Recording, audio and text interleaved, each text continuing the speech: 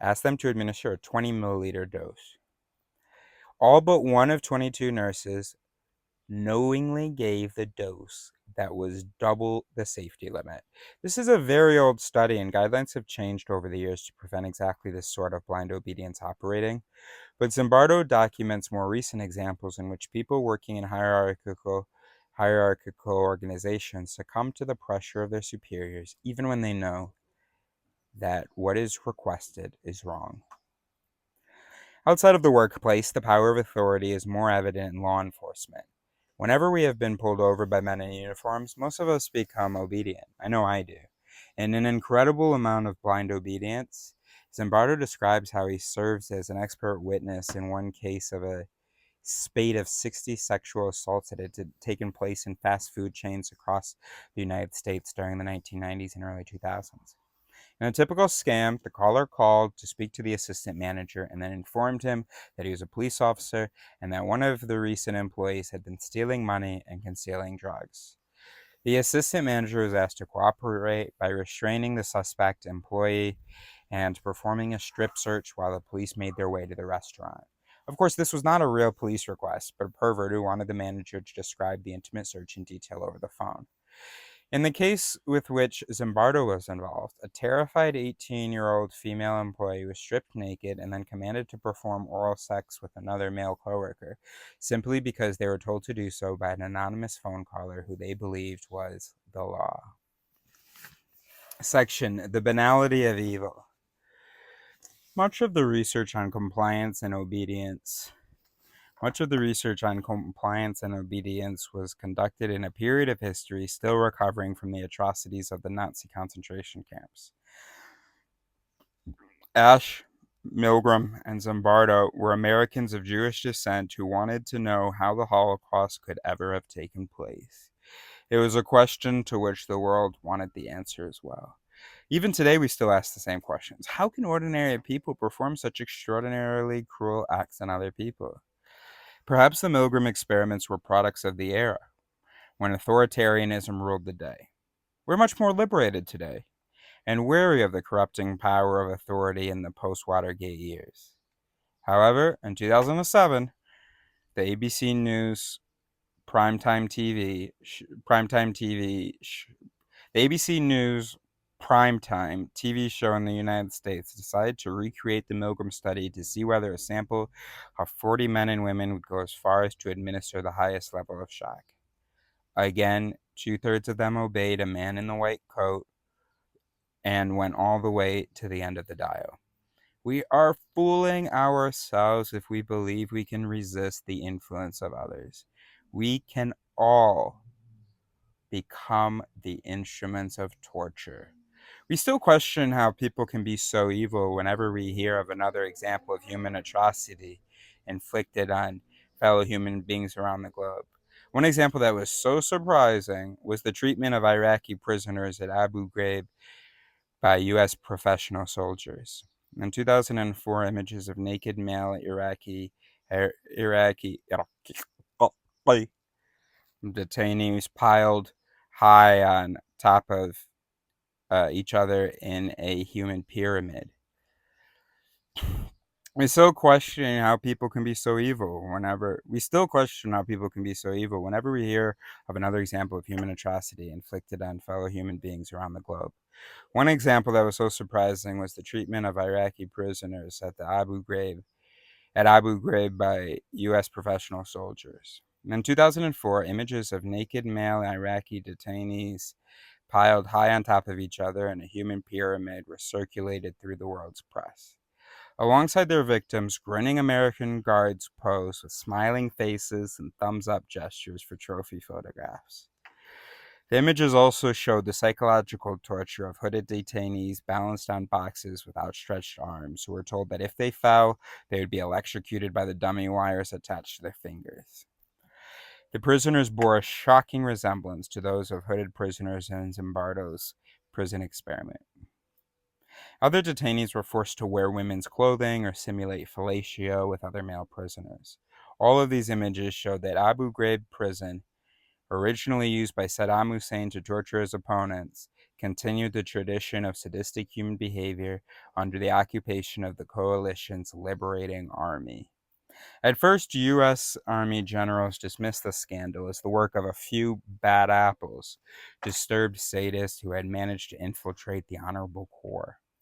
In particular, the most upsetting images were of a young female guard, Private Lindy England, who was photographed grinning as she led a naked male prisoner around in a dog collar. There was nothing out of the ordinary about Lindy England's upbringing to suggest that she was a sadist. One of her ex-teachers described her as invisible. If anything, it appears that Lindy England was just a simple woman who followed others and was under the influence of her lover, Charles Garner, who instigated the abuse and took many of the photographs. But it is the cherub-like smiling face of 21-year-old England and not Garner's that will forever be associated with the atrocities. This is probably the most disturbing thing about evil.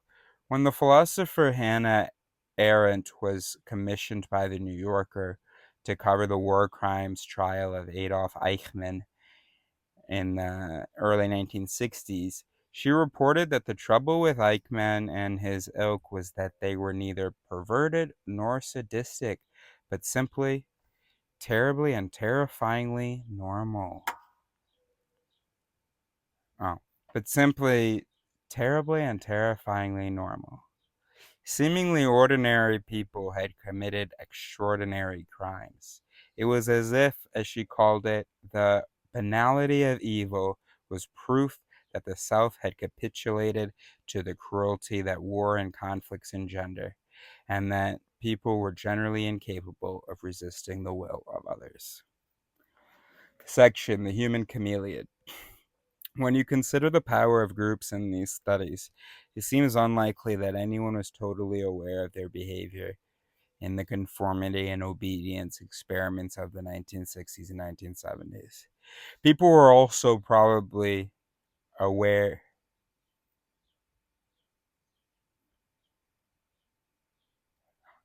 When you consider the power of groups in these studies, it seems unlikely that anyone was totally unaware of their behavior in the conformity and obedience experiments of the 60s and 70s. People were also probably aware of their actions in the real-life examples of blind obedience described by Zimbardo. They simply don't feel responsible for their actions. They may still believe in their self-illusion, that they could do otherwise should they wish, but rather they prefer to suspend their decision-making in order to fit in with others or obey authority figures. They may still believe in their self-illusion, that they could do otherwise should they wish, but rather they prefer to suspend their decision-making in order to fit in with others or obey authority figures. It's not a pleasant realization, but then we can always justify it later by weighing up what is in our best interest in the long term. It's our old friend cognitive dissonance again. Sometimes our behavior can also be hijacked unknowingly by the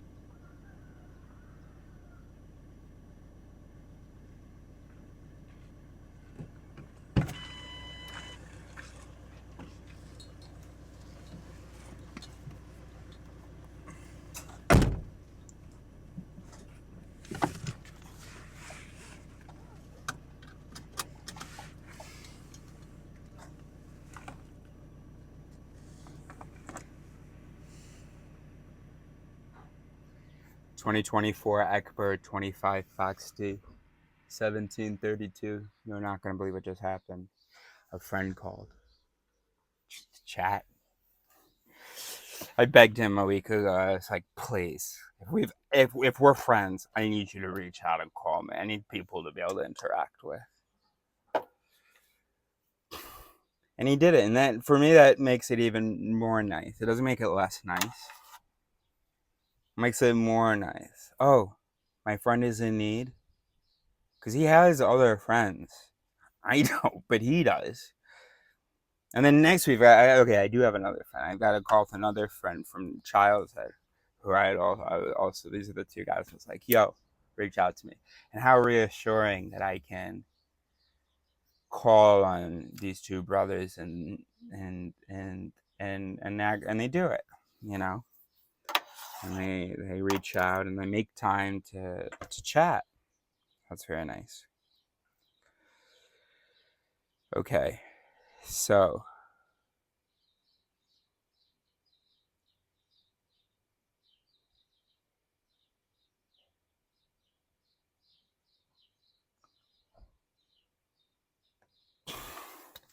we're reading the section, The Human Chameleon. When you consider the power of groups, it seems unlikely that anyone was totally aware of their behavior. They're probably also aware in the other experiments. They simply don't feel responsible for the action. So it's not that they don't know what they're doing, kind of bad shit. It's just that they don't feel responsible for it, he says. And maybe they still think they're in control. I don't think they're being influenced, since they believe in this self-illusion. They think they could do otherwise should they wish, but rather they prefer to suspend their decision making in order to fit in with others. I don't like that sentence, but I'm not talking. So anyway, but I don't. That's not in line with what I'm thinking. It just seems in line with a common sort of misconception. It just seems like a tired explanation. And then he says it's not a pleasant realization. I'm not really sure what he's referring to, but then we can always justify it later by weighing up what is in our best interest in the long term. It is our old friend cognitive dissonance again. Cognitive dissonance thing, I guess I understand. They're saying, I wouldn't do this thing, or no, doing this thing suggests that I'm conforming, but I'm not a conformer. And so then we resolve it by saying, I'm not really conforming. I'm doing these things, but I'm not conforming. I could stop it. I'm choosing right now to conform, to suspend my decision making in order to fit in with others and obey authority figures. I think that's what he's saying. Okay, continuing. Sometimes our behavior can also be hijacked unknowingly by the influence of those around us. This is when the self is covertly manipulated.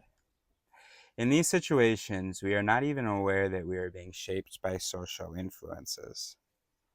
For example, Dutch psychologist App Dijksterhuis recalls the time when he and a few members of the Nijmegen psychology department went to watch a soccer match. On their walk to the stadium, the academics, behaving calmly and orderly, were soon surrounded by hundreds of yelling and shouting soccer fans and hooligans. At that point, something odd happened. Not odd if you've been listening. One of the academics saw an empty beer can, and in what seemed to be an impulsive act, he kicked it violently as far away as possible. For a moment, he stood there, transfixed and aghast at what he had just done. He was no longer an individual. He had become like the crowd around him. This seems like a very lame thing to be aghast about. Hold on. At that point, something odd happened. One of the academics saw an empty beer can, and in what seemed to be an impulsive act, he kicked it violently as far away as possible. And then he's transfixed and aghast at what he had just done. He was no longer an individual. He had become like the crowd around him. Okay. I feel like there are better examples. This change in behavior to match others around us is known as the chameleon effect, after the exotic lizard that can change its skin color to blend in with its surroundings. It is not a deliberate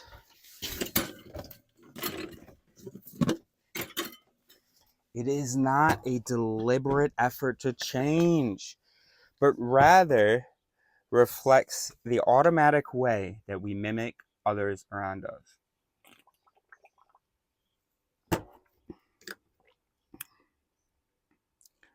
One moment, because there's so much about the language that I don't like. But we're not going to talk about that. But I'm just going to say that, and it's something I've never said before. Okay.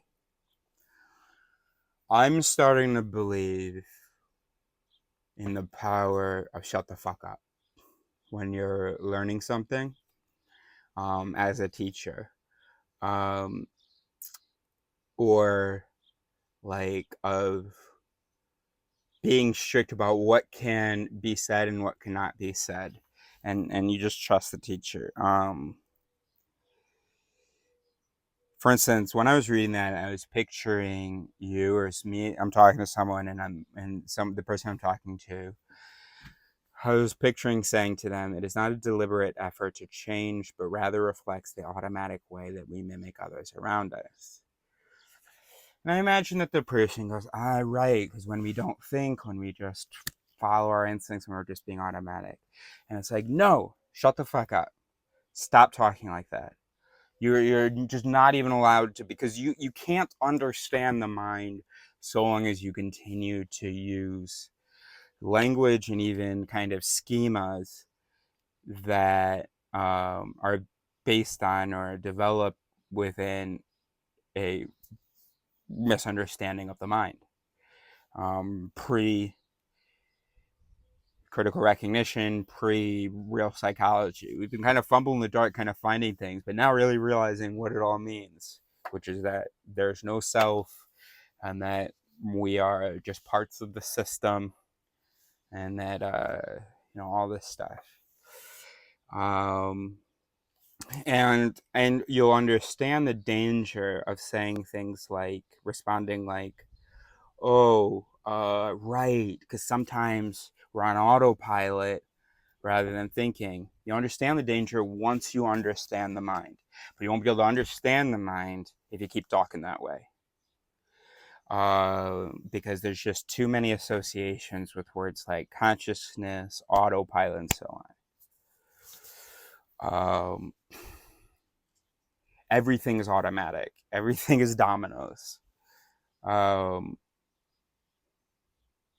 there's some things that are more sort of immediate than other things. But there is not, because here's what the danger is. I'll give you a spoiler. Here's what the danger is that if you talk like that, if you say, "Oh, I see," in certain experiments, or some people, or sometimes we're like on autopilot rather than thinking. You see, you have no sense of when you're on autopilot and when you're thinking. So the danger is that you're going to attribute these errors or groupthink, the chameleon effect, to a state that you never think you're actually in, because you think that you're thinking and that you're blah, blah, blah, okay? And so you can kind of describe other people as being on autopilot. And sometimes you can be like, "Oh, whoa, I was on autopilot." Um, but, but, but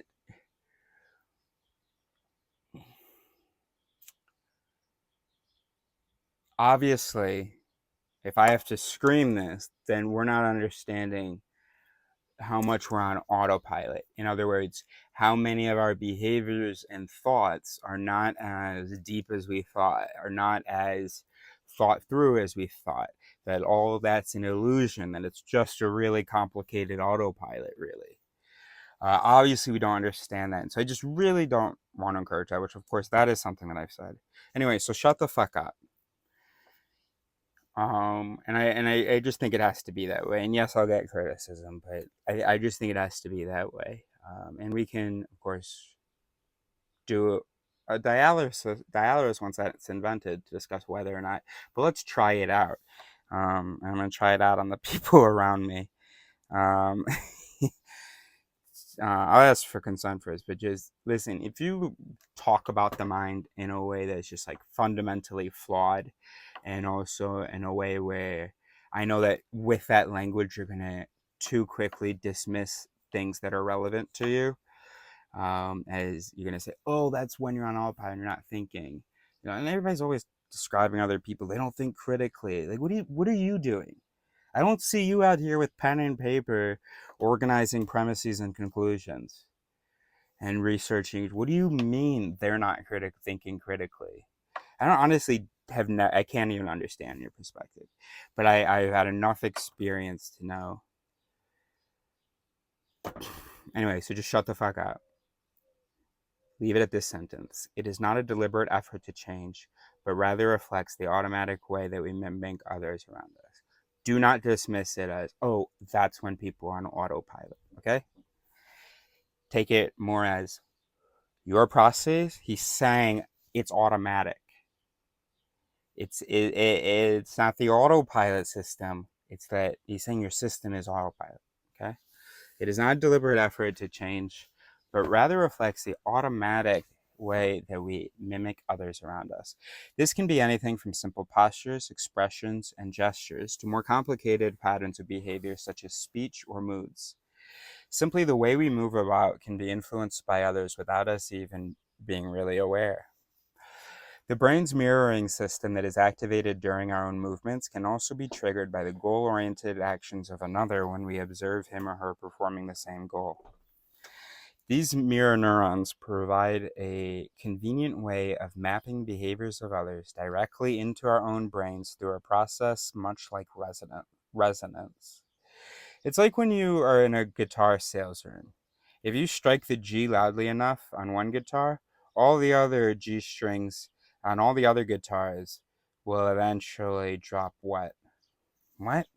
If you strike the G string loudly enough on one guitar, all the other G strings on all the other guitars will eventually vibrate in synchrony. That was a casually dropped fun fact. Guess you already knew that. Human mirroring works in the same way. Most of us have a repertoire of behaviors that can be triggered by others without us being aware that we are mirroring someone else's movements. We may cross our legs, yawn, stroke our nose, play with our hair, and change the way we speak or sit, simply because we are unwittingly copying another person. This unconscious imitation, known as mimicry, is a powerful mechanism for binding the self to others. It is not entirely automatic, as we only mimic those we like in a virtuous, self-fulfilling circle. So, okay. See, lots of ways we can talk about automatic. How much will is involved? There's never will involved, which is why I say everything's automatic. Even depending on how you define will, even will is then automatic. There's also time. You can say describe something as being automatic if it happens immediately after the stimulus. And here he's talking about automatic as in how generalized it is, how simple the it is, the if then. The it is not so automatic in the sense it's not constantly running because it's not constantly being triggered because the condition is not if someone crosses their legs, then cross legs. The condition is if someone we like, if someone that we like crosses their legs, then cross legs. It's still automatic though, but I think that's kind of what he meant by automatic here, is that there's some specificity to it. But that's what it is. Just everything is just a specified autopilot. Just an autopilot with an immense specificity. Anyway. So it is not entirely automatic, as we only mimic those we like in a virtuous, self-fulfilling circle. We copy others who we like, who in turn like us more, thereby increasing the likelihood that they will copy us in a synchronized, sycophantic symphony of mutual appreciation. Okay. It is not entirely automatic, as we only mimic those we like in a virtuous, self-fulfilling circle. We copy others who we like, who in turn like us more, thereby increasing the likelihood that they will copy us in a synchronized, sycophantic symphony of mutual appreciation. Not only do we like people who mimic us more, but we are willing to help them out if they request favors from us. We even feel like a better human being after we have been copied, and it can last long after the encounter. In one study, after being mimicked, participants donated twice as much money to a charity box as they left the experiment, compared to those who had not been copied, even though the donations were anonymous. We even tip waitresses more when they mimic us. However, we are not simply puppets at the mercy of others tugging on our strings to control how we feel about them. Even though we may not be consciously aware of the mimicry, riding on top of this mirroring system of social interaction is an appraisal veto that seems to be double checking for interlopers. We tend to mimic only those people from our own social circles and those with whom we want to be affiliated. We don't mimic those outside our social groups. In fact, we dislike individuals from outside of our social group more if they mimic us. In one study, white Dutch adults who scored highly on tests that measure prejudice disliked a computer-generated avatar that mimicked them if it appeared to have a Moroccan face rather than a white European one. Section, the rhythm of life. Should have left it on that sentence. In fact, we dislike individuals from outside of our social group more if they mimic us. In one study, white Dutch adults who scored highly on tests that measured prejudice disliked a computer-generated avatar that mimicked them if it appeared to have a Moroccan face rather than a white European one. Section, the rhythm of life. This process of liking others who copy us appears early in development. The young infant's facial imitation could be an early example of mimicry in which the motor system of the brain is automatically triggered by watching the movement of others. This might explain why the repertoire of behaviors is very limited at first. This is not too surprising given what movements newborns can actually make by themselves. Over the next 12 months, the opportunity to copy others increases, and the Machiavellian babies look out for those who copy them. 5-month-old babies placed in a baby walker that enables them to scoot about the floor prefer to approach a stranger who has mimicked them and acted in a synchronized manner than one who did not respond to the baby's behavior in a contingent way.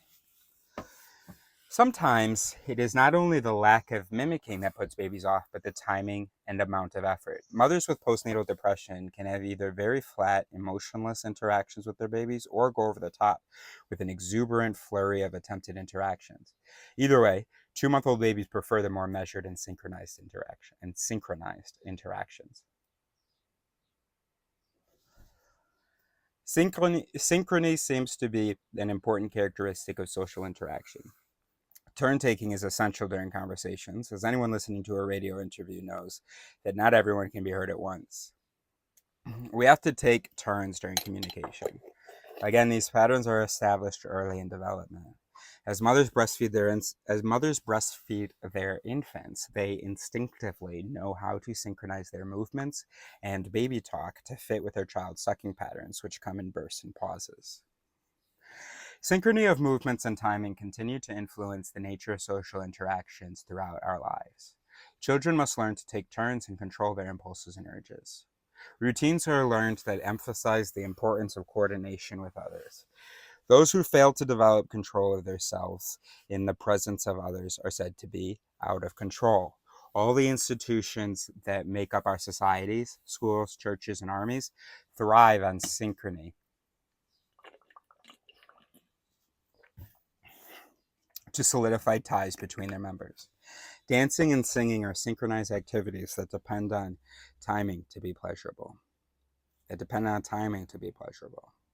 In today's modern army, where the combat troop member is more of a technician than a field grunt, soldiers are still taught to march in unison as a means of establishing group harmony. This is why we say that individuals failing to conform to the group are getting out of step or falling out of line. Regimentation is not just a way of gaining control over large numbers of individuals. Rather, it actually promotes pro-social behavior. Regimentation is not just a way of gaining control over large numbers of individuals. Rather, it actually promotes pro-social behavior. In one study, participants were walked around a college campus either in step or out of step with their colleagues. Both groups then played a trade-off game in which the goal was to optimize winnings by members choosing the same but riskier option than a safer option that paid out less. Both groups then played a trade-off game in which the goal was to optimize winnings by members choosing the same but riskier option than a safer option that paid out less. So we all say 40. It's riskier, but it'll pay out more. I don't understand. In short, if members thought there was less group cohesion, they tended to go for the safer bet. You have to explain the experiment. What researchers found was that those who walked in unison before the test did much better by selecting the responses that indicated a sense of group cohesion, even though they were completely unaware of the purpose of going for a walk. Even Americans who sang along with the Canadian national anthem, O Canada, rather than simply listening to it or reading the lyrics, were more likely to succeed in trade-off games that tested how much we trust others. Section, Walk This Way. Yale psychologist John Barg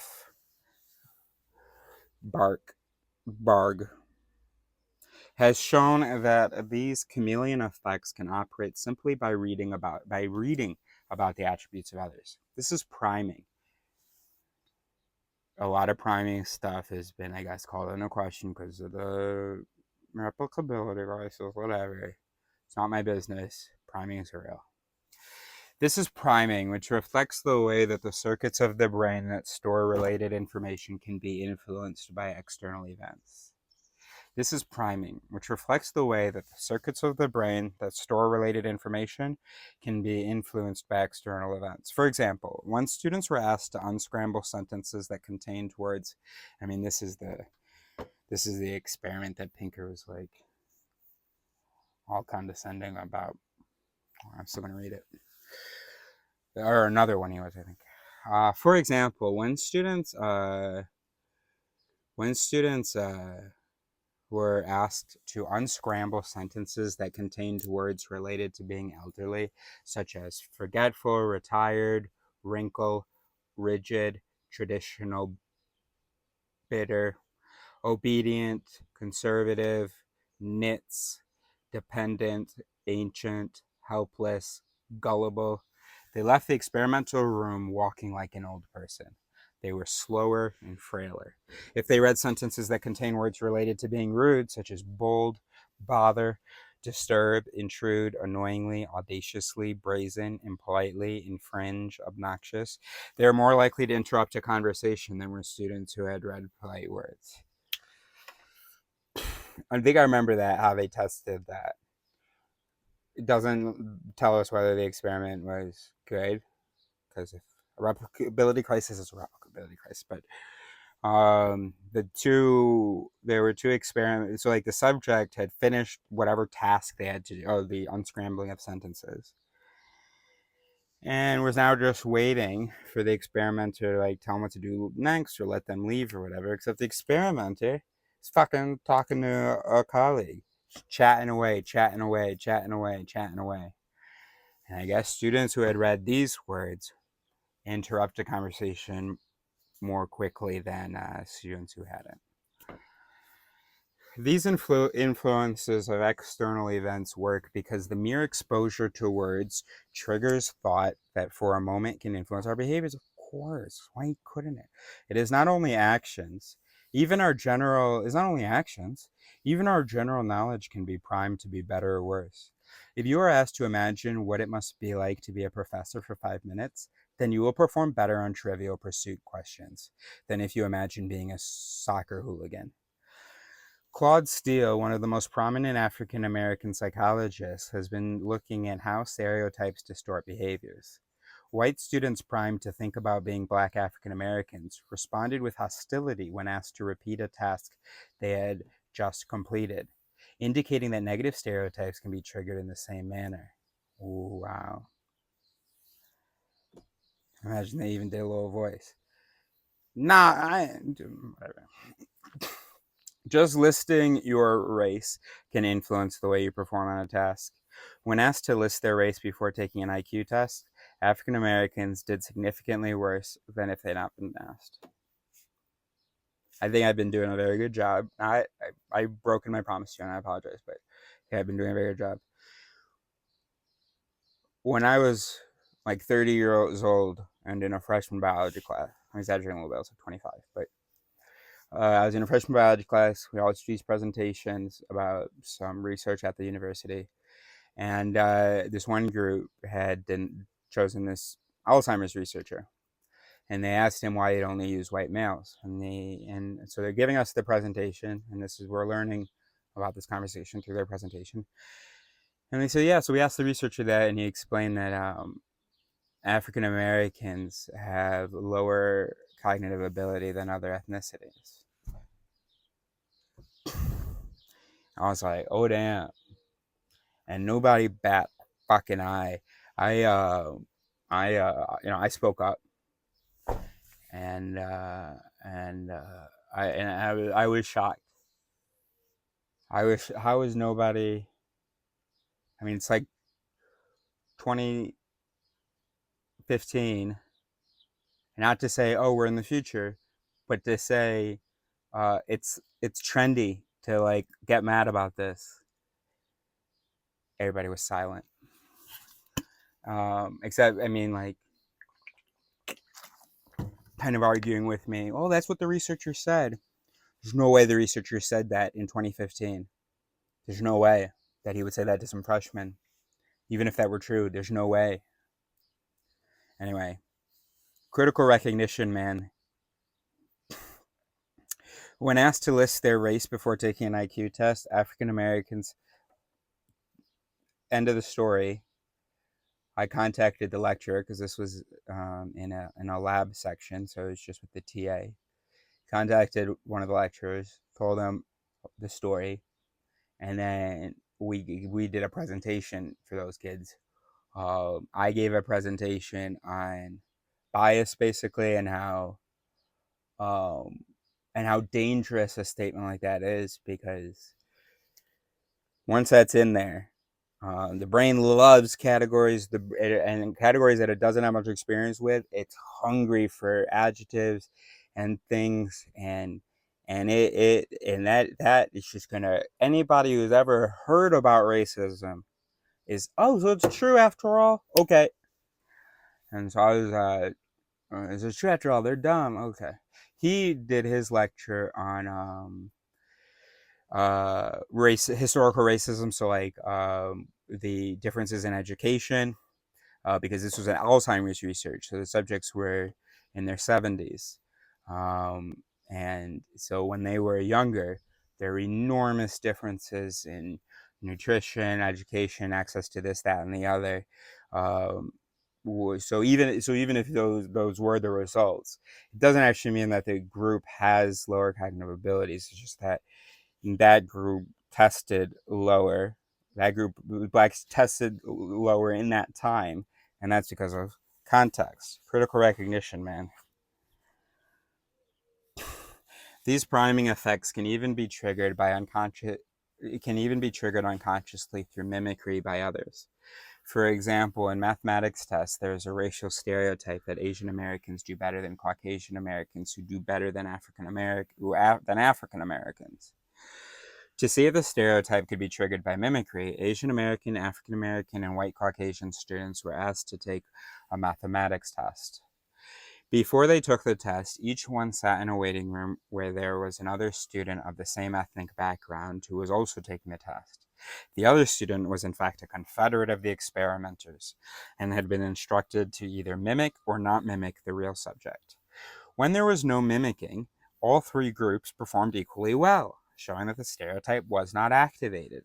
However, if they had been mimicked by the Confederate, Asian Americans performed slightly better than the white Caucasians, whereas the African Americans tended to show poorer performance. Fuck a replicability crisis. That makes sense to me, but not fuck science. The same mimicry effect was found with the sex stereotype that women are not as good at mathematics as our men. Despite it being in our best interest to perform as well as we can, we are nevertheless at the mercy of stereotypes and those around us who can trigger them unconsciously. Just who can trigger them. Section, when East and West collide. Perhaps one of the most surprising lines of research in recent years has shown that cultural stereotypes operate at a much more basic level in the brain than has previously ever been considered. This is true even in the way we perceive the world around us.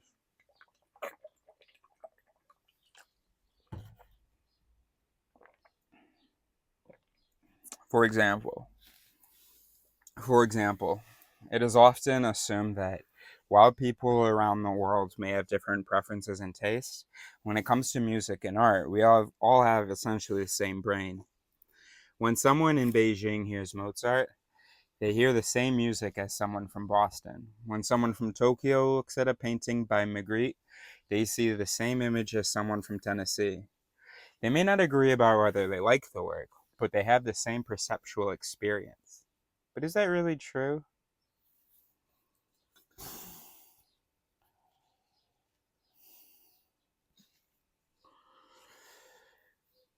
Let's see. Psychologist Richard Nisbet thinks not.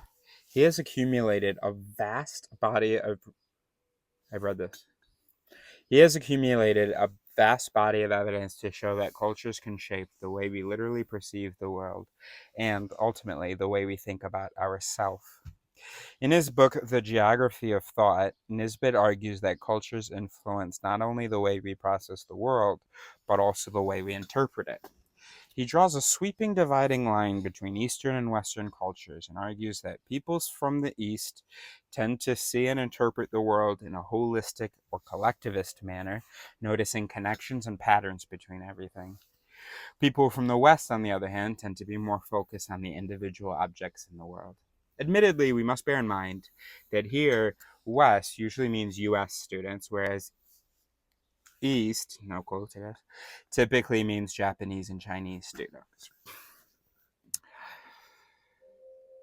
I remember a lot of French and a lot of Koreans. In spite of these caveats, according to Nisbet, the collectivist individualistic divide can explain a multitude of complex behaviors and traditions that vary from one culture to the next. For example, one characteristic of Eastern holism accounts for a philosophical leaning toward notions of order, resonance, and harmony. Such leanings are exemplified in the Eastern notion of feng shui. Feng, feng, feng shui. Feng shui. Feng shui. A need to achieve balance for happier home and work environments. In contrast, studies of Westerners reveal a comparatively more individualistic attitude of an independent self. Nisbet thinks that the origin of this cultural divide can be traced back thousands of years to the times of ancient Greece and China. However, the recent modern history of the United States is sufficient to explain why, as a whole, this nation is individualistic. In a comparatively short space of time, the United States was rapidly forged out of the struggle of groups who had immigrated in order to establish a better life. Other nations tend to evolve over much longer periods, as one invading army conquered another, but the United States experienced sudden rapid growth primarily from immigration. Initially, some of these early immigrants sought religious freedom, which again strengthened their sense of independence. The early settlers formed self-sufficient communities struggling to adapt to their new environment and compete against the indigenous peoples. The early settlers formed self-sufficient communities struggling to adapt to the new environment and compete and destroy and steal from the indigenous peoples. There is little room for social loafing or slackers in these early communities, and so to survive you had to rely on your own efforts.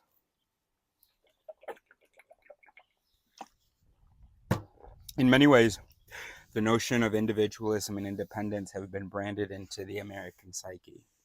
For example, when asked to come up with 20 statements that we think define ourselves, Westerners typically respond with traits centered from their own perspective, e.g., I am tall. Whereas those from collectivist cultures typically provide relational statements such as, I am taller than my sister. Maybe this focus on relationships to others explains why social loafing is not as strong in these societies, where one is inclined to consider oneself in social context.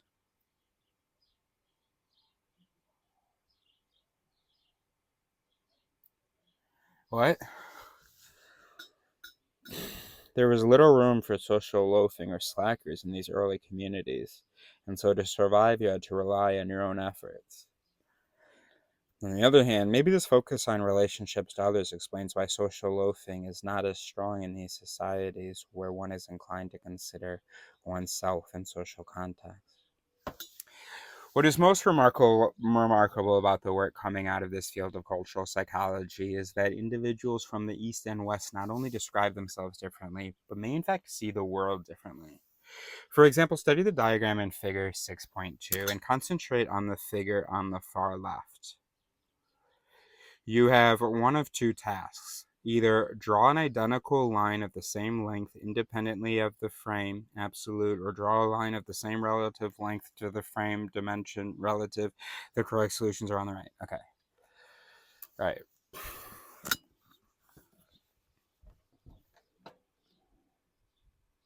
All right. So figure 6.2. The frame test. The task is either to draw the length of the vertical line. Oh, right. Either exactly, absolute, or proportionately relative. Got it. Right. You got it? So, absolute, he drew, if you measured that, it would be the same measurement as that. Relative, that line makes it how far of the whole thing? Well, it's going to make the same distance, of the whole thing. There. Okay. So now what do you have to do? For example, study the diagram in figure 6.2 and concentrate on the figure on the left. So that's the source figure. You have one or two tasks. Either draw an identical line of the same length, regardless of the frame, so the absolute, or draw a line of the same relative length to the frame dimension, relative. The absolute task requires focusing on the line. What's the test? Oh, okay, to have succeeded. Okay. The absolute task requires focusing on the line and ignoring the frame, whereas the relative task requires estimating the relationship of the line to the frame. Remarkably, Japanese students are significantly better at the relative task than the absolute task, while US students show the opposite profile by being significantly better at the absolute task compared to the relative task. This finding is interpreted to mean that the Easterners focus more on the relative rather than the absolute. So you're looking at that.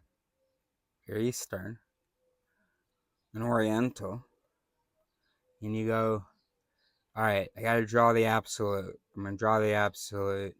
So I got to draw the line. I got to draw a box, a smaller box. Or no, the smaller box is already drawn. Now I have to draw a line that's the same absolute length as that one.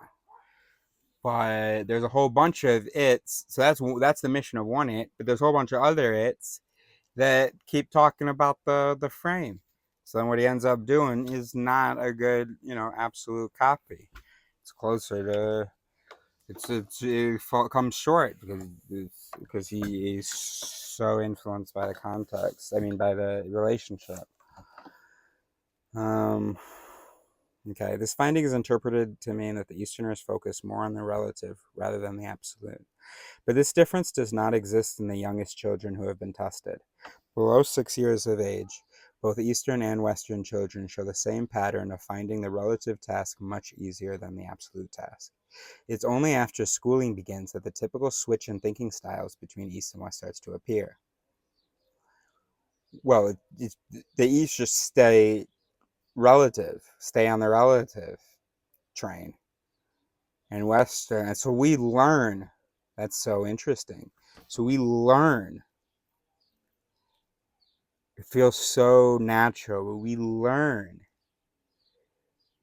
this by not practicing the focus on relationships and by celebrating the focus on the individual, the star, the thing that matters, the essence, the discrete essence.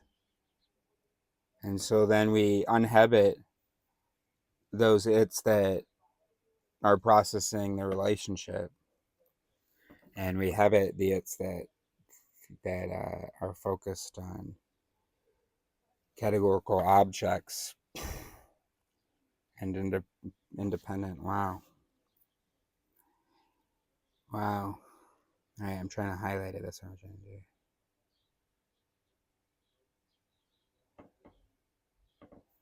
It's really important, huh?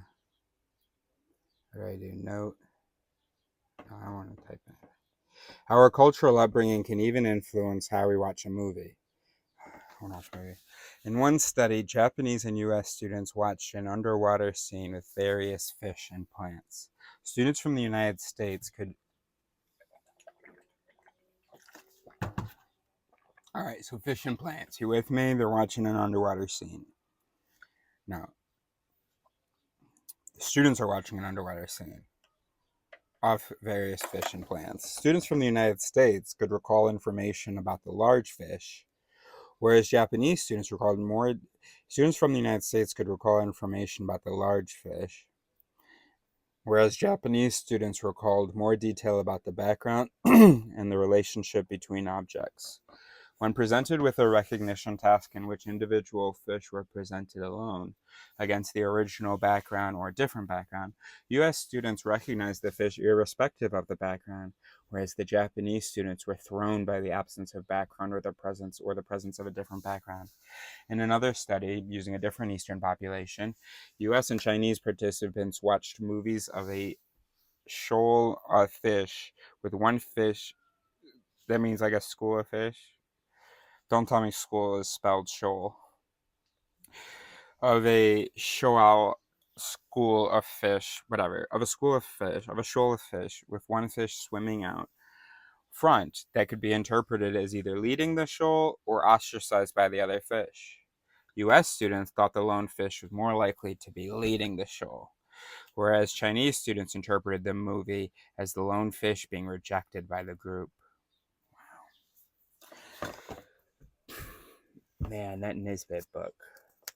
It's not only what you see that is influenced by culture, but also what you don't see. We may think that we have a good grasp of events that take place around us. See, this is where shut the fuck up comes in, right? Like, throughout this book, and I know this is my life experience, well, I don't know if I have to, but I keep starting an explanation with, probably thinking this, that we're rational and so on. I'm trying to anticipate it. I'm hearing my mom now. She's going, yeah, and then you're putting in their heads. No, I'm not putting in their heads, but okay, maybe I'm priming them. Anyway, but that's not the point. It could be a point, but that's not the point right now. But we always throughout we keep setting it up, right? You're like, oh, so you're probably, since we assume humans are rational, you're thinking that we have a good grasp of events that take place around us, right? But no, and I've never really made progress with that. And I think this is where shut the fuck up comes in. It's like, I need you to just assume with me that humans are biological brains. You need to assume for me that the like material is a thing, and we are material, and just assume that for me for just shut the fuck up about, oh yeah, but wouldn't they do this? Just assume the absolute worst. Like we're just a bunch of fumbling fucking idiots. And then be pleasantly surprised every once in a while when we talk about how innovative or how cool a mental process is. But it's like, start over there, because it is so frustrating. You just keep snapping back. So frustrating, trying to pull people away from this paradigm of that we are rational, that we can trust our interpretations, that we know what's going on around us, all this other stuff. I want you to just shut the fuck up and go to. Alright, so you're saying we're just primates? Okay. Okay. Alright, and then because you're gonna have that instinct. You gotta just tell yourself to shut the fuck up every time you have the instinct to be like, oh, wait a minute, but actually, maybe that's rational if they did that. That's what I always hear every time I tell an experiment, talk about an experiment. Anyway, let's move on. But they always find some way. Just shut the fuck up. They always just accept it. We're not rational. Start to be surprised that we can do anything at all. And I promise you'll have a clear view of what's going on. Okay. If the pad's forked here, then I see no reason. Yeah, that guy was a little bitch for just jogging right in front of my door. Little bitch.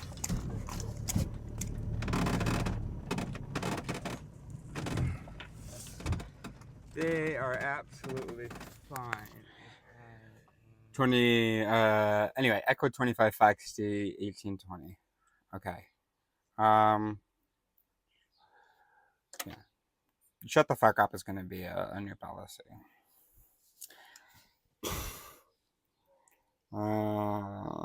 Okay, so it's not only what you see that is influenced by culture, but also what you don't see.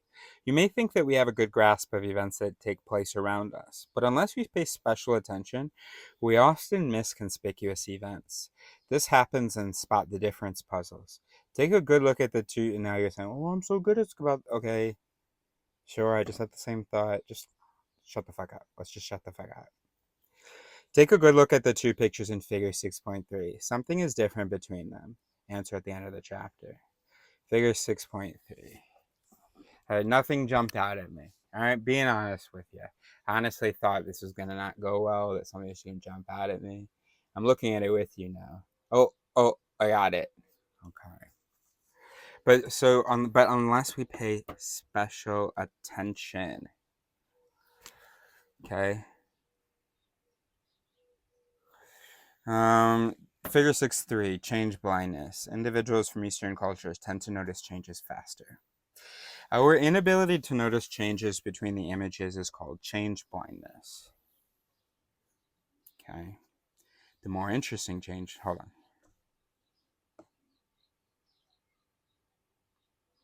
Okay, for me, the more interesting change blindness is when, like, you do something where, like, you have the subject, I look down, they look back up, and it's a whole other person, and they don't notice. Our inability to notice changes between the images is called change blindness, and we vary in the extent to which we can spot the difference. If you are someone who can rapidly process the whole picture, then you are more likely to notice differences. Those who focus on individual elements are going to take longer because they cover less territory during inspection. They can't see the woods for the trees. Have you ever had like a really hard one? Spot the difference, or I don't know. Well, yeah, whatever's hard for you. And you keep looking at it, and you keep looking at different spots, and you keep checking, and they are identical.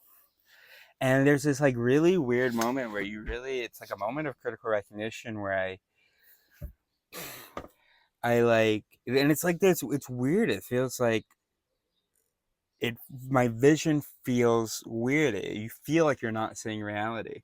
Like what I do is I'll say, okay, I'm looking at the top of that table, and I'm looking at the bed. I'll pick like 2 points very close to each other, and I'll say, now look between them. And my brain will like glitch for a second. Like, what the fuck do you mean? What do you mean look between them? And you really have this sense that you're not seeing the picture. You're seeing spots of importance. And everything else is just kind of a blur.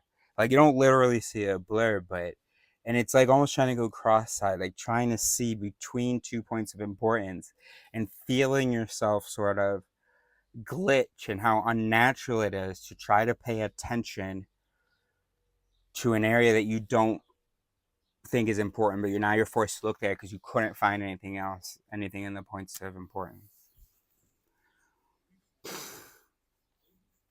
Those who focus on individual elements are going to take longer because they cover less territory during inspection. They can't see the woods for the trees.